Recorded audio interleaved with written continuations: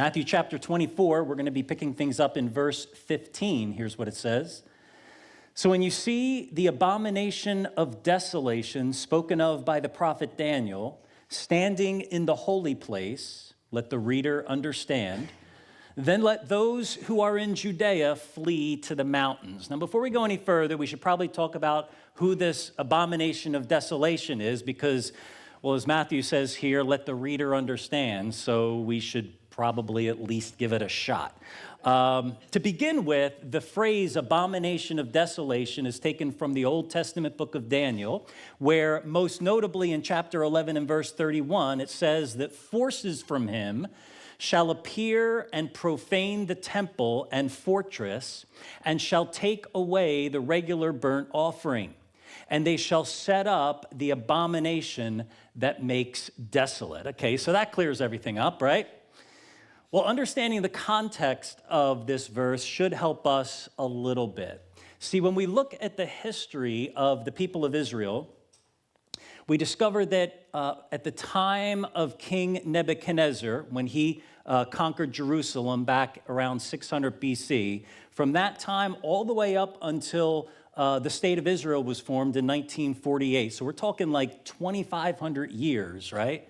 For 2,500 years, Israel had been occupied or ruled by someone other than themselves, with the exception of one brief 97-year period from 160 BC to 63 BC. I mean, think about that, 2,500 years of occupation with only one exception.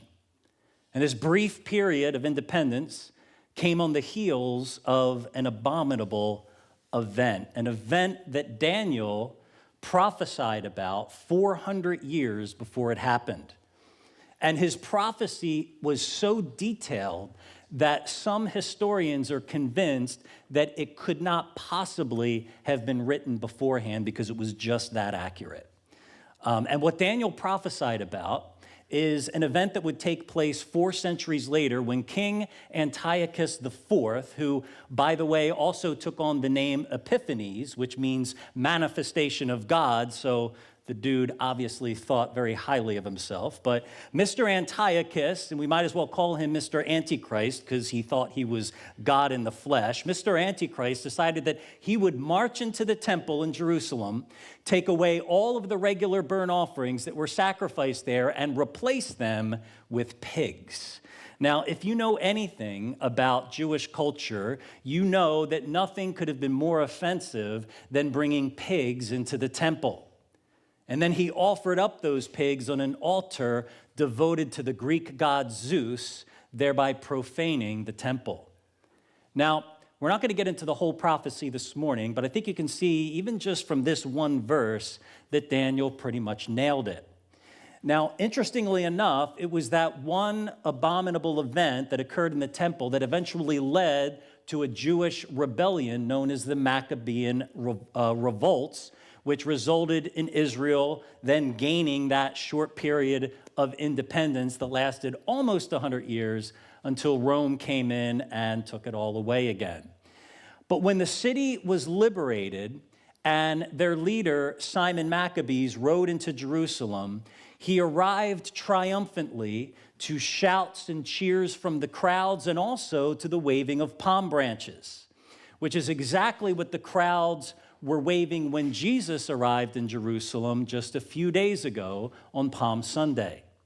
It's because the people that were cheering for Jesus on Palm Sunday, they were actually hoping for the same thing. They were hoping for another rebellion, only this time against Rome. They were expecting that Jesus would give them another military victory, just like Simon Maccabees did 200 years earlier, but Jesus, of course, had other plans. See, Jesus isn't coming to save the temple, but to cast judgment on it. And as we saw last week, to prophesy its destruction. And that's what this whole conversation is about that Jesus is having with his disciples in Matthew 24. But why does Jesus, when speaking about something that will happen in the future, we mentioned last week that Jesus is speaking about both the end of the temple and the end of the world in this passage, But why, when speaking about these things that will happen in the future, does Jesus use language that points to something that happened in the past? Well, because the past helps us to understand the future. See, the reason why Jesus uses something that happened 200 years earlier to explain what will happen at the end of the age is because it helps shed some light on what that future event is going to be like. And speaking of shedding light on this, there is one other passage I want to take us to. This time it's a New Testament passage, and it's found in 2 Thessalonians chapter 2. And the reason I want us to look at this before we go any further is because, and again, we talked about this last week, the disciples think that the destruction of the temple that will occur in 70 AD, they think that that's a sign of the end of the world. Okay, and so Jesus is trying to, reel them in a little bit here and let them know, no, that's not the case. This is just the beginning, right? This is just the beginning of the birth pains. And for some reason, the Thessalonian church, despite what Jesus says to his disciples here, they thought that the end of the world had already come. And so the Apostle Paul, in his second letter to them, tries to put their minds at ease by saying this in chapter 2. He says, "Let no one deceive you in any way, for that day will not come unless the rebellion comes first and the man of lawlessness is revealed, the son of destruction, who opposes and exalts himself against every so-called God or object of worship, so that he takes his seat in the temple of God, proclaiming himself to be God." Sound familiar? Sounds like our buddy Antiochus, doesn't it? The only problem is it's not. Okay, Paul's talking about someone here who is yet to come, someone who's described in other New Testament books as the Antichrist, a man of lawlessness who will personify mankind's rebellion against God. And so what Paul's saying here is he's saying, look, I know it feels like it's the end of the world. I know you're facing a lot of hardships and you're facing a lot of persecution right now, but trust me, it's not the end. Because when the end comes, you're going to know it.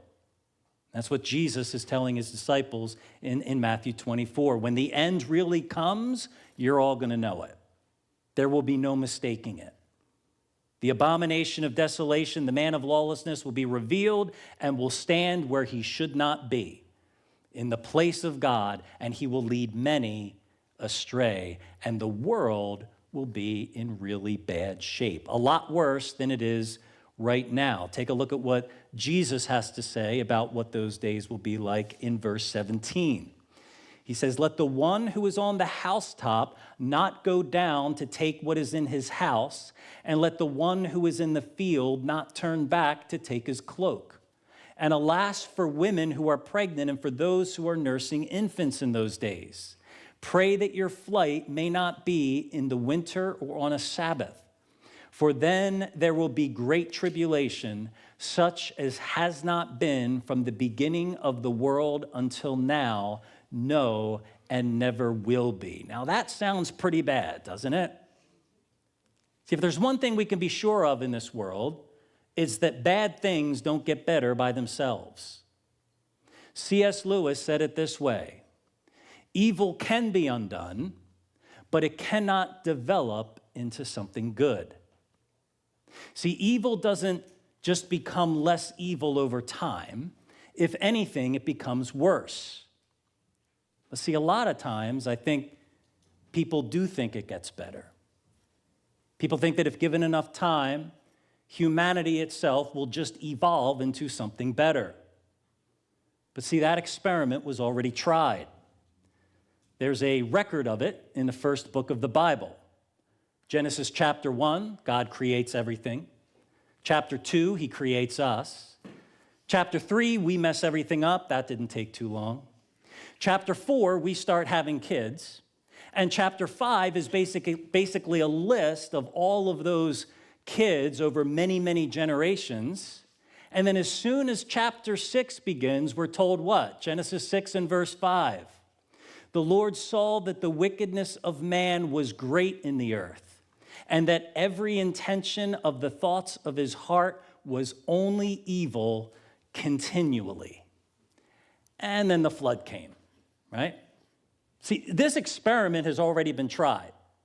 The results are in. When left to our own devices, this is where we eventually end up. Humanity doesn't evolve. If anything, we devolve, unless something or someone intervenes on our behalf. And that's what will happen at the end of the age as well. Verse 22, and if those days had not been cut short, no human being would have been saved. But for the sake of the elect, those days will be cut short. God's intervention, God's initiative is the only thing that ever saves us. It'll be true in the end, and it's equally true today. Now, there's something else here that I want to take a few minutes to address, and that's where Jesus says, for the sake of the elect, or another way to say it, for the sake of the chosen. Now, as followers of Jesus, we can breathe a sigh of relief here because we are the chosen. We are the elect. Now, if you're thinking, well, of course God chose me. I mean, what's not to like? Well, if you feel that way, then we need to talk after the service because there's something wrong with that. Or if you're thinking, well, of course God chose me because I chose him, right? A little quid pro quo. Well, if you think that, then you probably really don't understand why God chose you in the first place. See, Ephesians chapter 1 and verse 4 tells us that God chose us before the foundation of the world. Now, without getting into a long discussion on how old the earth is, I think we can all agree that the foundation of the world was a really, really long time ago. And if God chose me way back then, well, that doesn't give me much of a chance to prove myself, does it? That really doesn't give me much of a chance to show how worthy I am of God choosing me. But see, that's the point that Paul is making in this verse. Because when given the opportunity to prove ourselves, all we really prove is that we are sinners in need of a Savior. And God already knew that before he created you. See, God didn't save you because you're good. God saved you because he is. And look, I know there's people who have difficulty with this.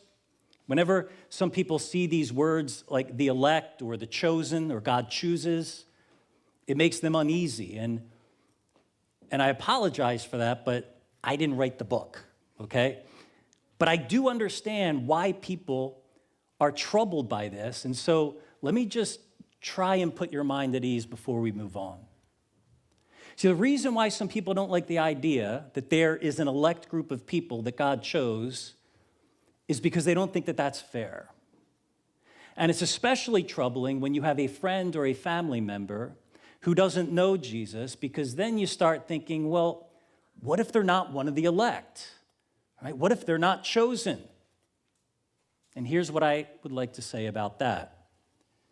If you know someone who has heard the gospel, maybe multiple times, and they just absolutely refuse to believe it, I mean, they are just in complete rebellion against God. If you know someone like that and are praying for someone like that, then passages like these should give you incredible hope.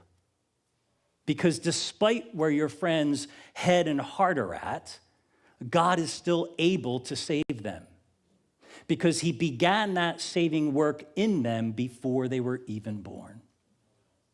Now, what if your friend is still trying to figure things out, right? Maybe they're not in total rebellion, but maybe they're starting to show some interest. Maybe they've been asking questions.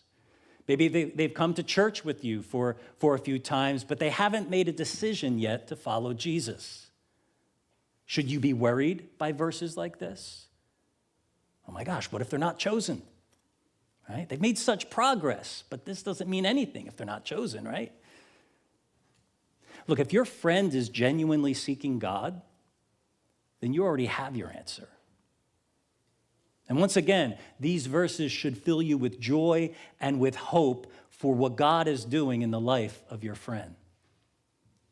Paul tells us in Romans chapter 3, no one seeks God. Not on their own, not unless God is already at work in them. And he who began a good work, Paul later says in Philippians, will be faithful to complete it. Isn't that a great promise for us to rest our hopes on? There is no situation you can think of where the knowledge of God's sovereign hand shouldn't be a source of strength and hope for you. These aren't passages that we should gloss over or ignore. These are passages that we should embrace and celebrate and find comfort in. You have been chosen in him before the foundation of the world. And the ones whom God has chosen, he has both saved and he will save when he comes again, guaranteed. And that's why these words are so important in this context, because it helps us to see what happens at the end of the age more clearly. See, it would be so easy for us to look at Matthew 24 and the description Jesus gives of the Antichrist here and of the end of the world and think, well, of course he's going to shorten the days to save us. We're the good guys, right? We're the good people. No, we're just his people. That's the only difference. Apart from God's grace, we too would perish in the end, every single one of us. But because of his grace, we have hope. By grace alone, through faith alone, in Christ alone. That's the only gospel that saves us. But in the end, there will be those who will either try to add to that message or take away from that message. And apparently, they will be very convincing. Look at verse 23. Then if anyone says to you, look, here's the Christ, or there he is, do not believe it. For false Christs and false prophets will arise and perform great signs and wonders, so as to lead astray, if possible, even the elect. See, I have told you beforehand. So if they say to you, look, he is in the wilderness, do not go out. If they say, look, he is in the inner rooms, do not believe it.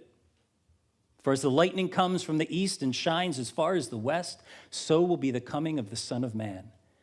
Wherever the corpse is, there the vultures will gather. I don't know what that means. I'm just being honest. I don't get it. So if you want to come up to me after and fill me in. If I don't know, I'm not going to say I know.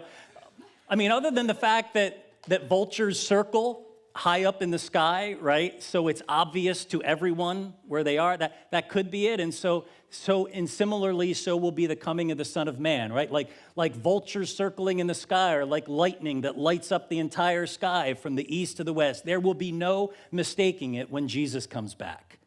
So don't be fooled. Don't be led astray. Now, if you remember from last week, Jesus already warned us about false prophets that would try and lead people astray. But in that context, he was saying that doesn't mean it's the end of the world. Remember, he was saying, don't be alarmed by these things because the end is not yet. Well, now Jesus is saying the same thing about these false prophets, but this time he's saying, yeah, this is the end of the world. And he's warning us to be on our guard. And the reason seems to be that this time they're going to be a lot more convincing. You know, it got me thinking, what would a false prophet have to say in order to fool me and lead me astray? Right? Because Jesus is talking about the elect here. He's talking about believers like us. Christians like us will be in danger of being led astray. So it got me thinking, what would someone have to say in order to deceive me like that? In order to make me compromise on the gospel? And then I realized it's not what the prophet says that could potentially fool me, but what he does. Jesus says here in verse 24 that these false prophets will arise and perform great signs and wonders, and that is what will lead people astray. Now, I don't know about you, but I found that to be very challenging. Because think about it, when false teachers are exposed today, rarely are they exposed because of what they teach, but because of what they do. In other words, a so-called prophet can go around and preach a false gospel like the prosperity gospel. Nobody says anything. Everybody just eats it up. But all of a sudden, a news report comes out that this prophet looked at people's social media accounts ahead of time to get information about them to make it look like God was speaking to him. And then when that gets exposed, well, now all of a sudden he's a fake, right? Now he's a false prophet. Not because of what he was teaching, but because of what he was doing. So, what happens when trolling social media accounts is no longer necessary? That's what Jesus is saying here, right? That these false prophets, they won't have to fake it anymore. But they will actually be performing great signs and wonders. What'll happen then? Because if fake signs and wonders being exposed is ultimately what it takes for some Christians to reject a false gospel, well, what will real signs and wonders cause people to do? Now, I know that all seems like science fiction, or at the very least, something that won't happen anytime soon. But see, the timing of these things isn't really what's important. That's why Jesus tells his disciples to be on guard now, regardless of when these things take place. And that is why this passage challenges me so much. Look, I don't know when all these things are going to happen, and neither do you. Let's be honest, even if you think you do. Jesus himself will say later on in this chapter that no one knows the day or the hour that these things will take place, not even him. But he tells us about them anyway, not so we can waste our time speculating about the future, but so we can examine our hearts and see where our faith is really at today.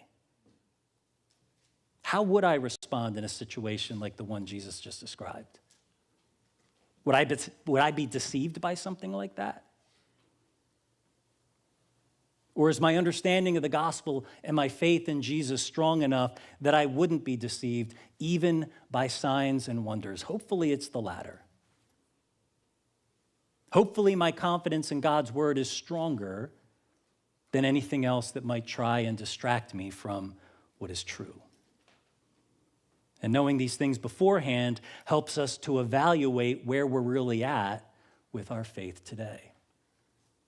And so if knowing the past helps us to understand the future, like we talked about earlier, then knowing the future helps us to live confidently in the present because we know what it is that's coming. And although there's difficulties today, and there will be difficulties tomorrow, we know that that's not the end of the story. And that's how Jesus finishes this section in verse 29. Immediately after the tribulation of those days, the sun will be darkened, and the moon will not give its light, and the stars will fall from heaven, and the powers of the heavens will be shaken. Well, that doesn't sound too promising, does it? I thought things were supposed to get better. The sun will be darkened, and the moon won't give its light. That doesn't sound like very good news. Well, neither does this. Tell me if you recognize these words in Matthew chapter 27. Now, from the 6th hour, there was darkness over all the land until the 9th hour. Anybody know the context of that verse? Yeah, it's Good Friday. Good Friday. Why is Good Friday good? We're actually going to talk about that in about 6 weeks. But why is something that is so dark so good? I think if there's one thing that this series in the Gospel of Matthew has shown us, it's that not only has the kingdom of God come and is coming, but there is an enemy who is actively fighting against it. Think of how many times, as we've gone through this series together, that we've seen Jesus doing battle against the darkness. All right, exercising his authority over demons and diseases, even storms. Right? He actually rebuked a storm of all things. Why does somebody do that? Unless they see that storm as an attack and as an enemy that needs to be defeated. And on Good Friday, we see this enemy, we see this prince of darkness pull out all the stops to try and prevent Jesus from fulfilling his mission, just like he will try and do at the end of the age. And just like the enemy failed when Jesus died and rose again, he will fail the same way when Jesus comes again.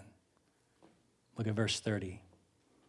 Then will appear in heaven the sign of the Son of Man, and then all the tribes of the earth will mourn, and they will see the Son of Man coming on the clouds of heaven with power and great glory. And he will send out his angels with a loud trumpet call, and they will gather his elect from the four winds, from one end of heaven to the other. When humanity reaches its darkest moment, when the sun is blacked out and the stars fall from heaven, that is not a bad day, that is a good day.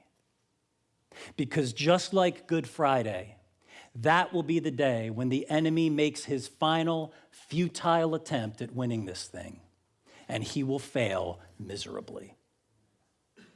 God's chosen people, his elect from every tribe, tongue, people, and nation on the face of the earth, from the four winds, from the north, the south, the east, and the west, will be gathered together in one place in the presence of the Son of Man in all of his glory. And all of these chosen people from all of these different nations and languages will sing one song and worship one king, the king who gave his life for us, the king who shed his blood for us, the king who came back for us so we could be together with him for all eternity. That is what we have to look forward to, church. And that is the king that we worship this morning. So as the worship team makes their way back up, let's remember together what Jesus did and look forward together to what he will do when he comes again. We're going to respond in a few ways this morning as we do each week.